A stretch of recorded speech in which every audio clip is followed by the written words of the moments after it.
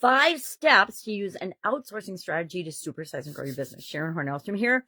Done a lot of outsourcing in my day, so maybe I'll share a story or two. But let's talk about the 5 steps to create and do outsourcing effectively. We want to make sure that it's benefiting us. We don't want to make mistakes like I have in the past.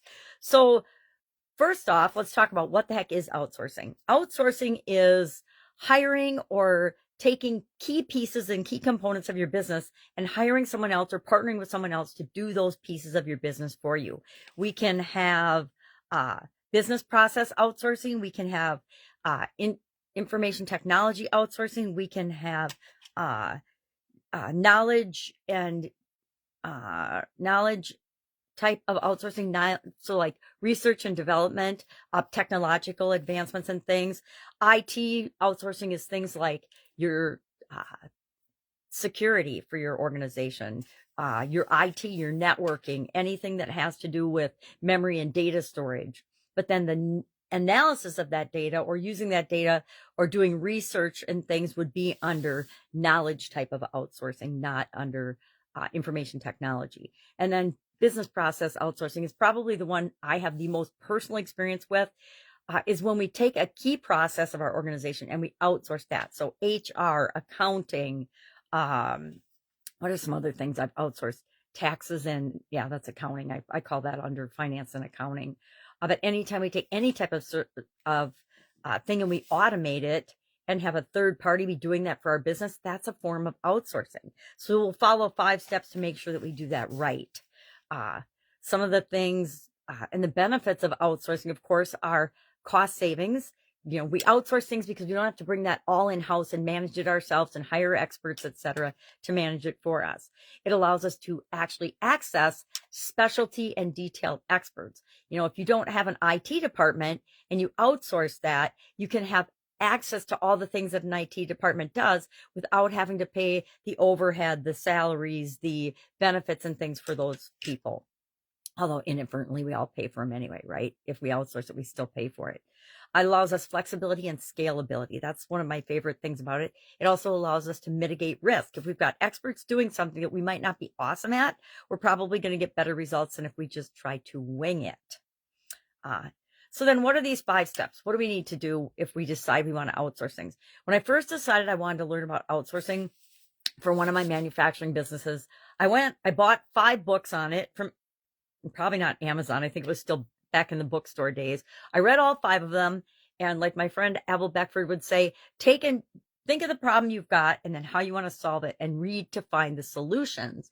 And so that's what I was literally doing. I was reading a bunch of different perspectives, a bunch of different information about that, so I could figure out what was the best way for me to go about outsourcing different pieces of my manufacturing business, because I wanted the advantages of it. I wanted to save money. I wanted to get experts. I wanted to mitigate risk, because there's risk in manufacturing, and I wanted to also have flexibility and be able to scale that business. So the first step we use is to define clear objectives. Why are we outsourcing? What do we want through outsourcing? The very first thing I ever outsourced was my accounting and my taxes. And so I interviewed, and this comes in the next step, is make sure that you select the right partners.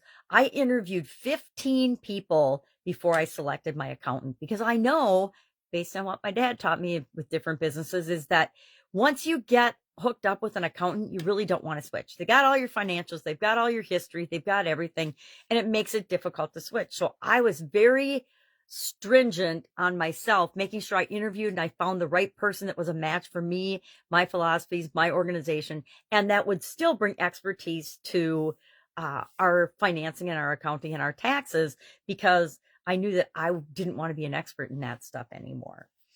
Third, we want to go ahead and implement robust governance frameworks, meaning we want to have systems and processes in place for saying who does what the expectations are, who's responsible for what, and things like that. Governance. I mean, who does what? Govern things, right?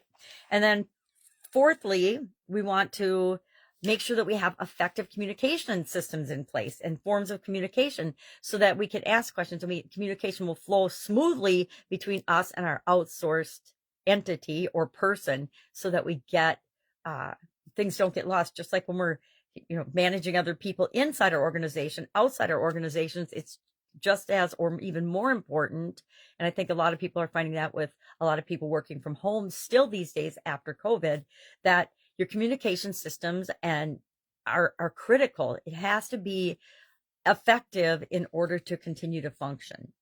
And then finally, we want to foster collaboration and partnership. And I'm going to add again a sixth one, continuous improvement. We want to always be improving our processes and our systems and the way we're doing things, especially when it comes to outsourcing, or I guess in addition to all the other things we do plus outsourcing, so that as we learn things, we implement and change our frameworks and our governances and our processes and the way we do things so that we're becoming better and better and better. We want to always be continually learning, continually improving organizations, whether we're outsourcing parts of our business or doing them internally. We want to strive for excellence in terms of what we do, how we do it, and how we show up and serve in the world. So love to know your experience with outsourcing. Like I said, I've outsourced so many different things and different functions and automations for my different businesses at this point that I'm trying to think of something. I usually don't outsource a couple of things like overseeing and control of finances.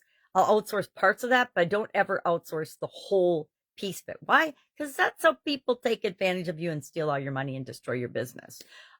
Ask me how I know that one. But I'd love to know, do you have experience with outsourcing? What has been your favorite way of doing it? What's the number one thing if you had to outsource something or could outsource something right now? What would it be? I even outsourced things in my home. Housework was the first thing that I outsourced in my home. All right, that's it. Have an awesome day. Holiday weekend here in at least America, I guess pretty globally, I guess Christianity and Jesus rising from the dead is a pretty big deal everywhere. So have an awesome day, and I will of course be with you tomorrow for our I was going to say final step in our Let's Grow Annual Challenge process, but that's not appropriate for some kind of a way to supersize and grow your business. Have a great day.